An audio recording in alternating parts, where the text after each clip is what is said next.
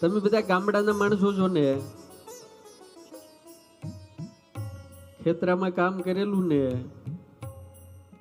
ઢોરા ચારવા ગયેલા, ગાયો ભેંસ ચારવા ગયેલા ને ભાઈ,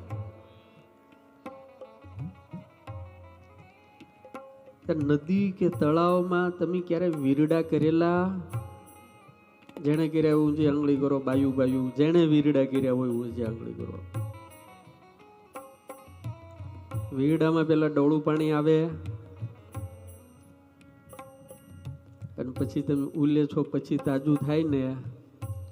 એમ જ્યારે આપણે ધંધો કરીએ ને ત્યારે સારું મોડું ધન બધું આવે, પણ મારા બાપા જેને ઉલેચતા આવડી જાય ને એનું ધન પણ ચોખ્ખું થાય ને મતિ પણ શુદ્ધ થતી હોય છે.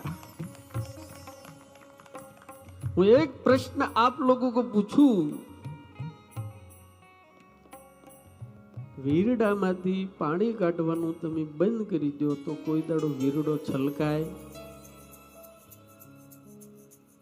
એ મોરબી વાળાઓ છલકાય? એ ભાઈ છલકાય? એ લલિત છલકાય કોઈ દાડ? જોયો જ વીરડો? ગુરુ છલકાય વીરડો? અને હું એમ કહું કે તમે એમ ગમે એટલું કાઢો તો કોઈ દાડો ઓછું પાણી થાય?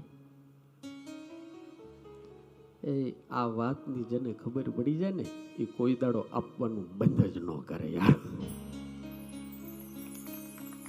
જો ભરાઈ રે, તમે એક દારૂ એમને મૂકી રાખો અને ઉલે છો જ નહીં, ઉલે છો જ નહીં, ઉલે છો જ નહીં.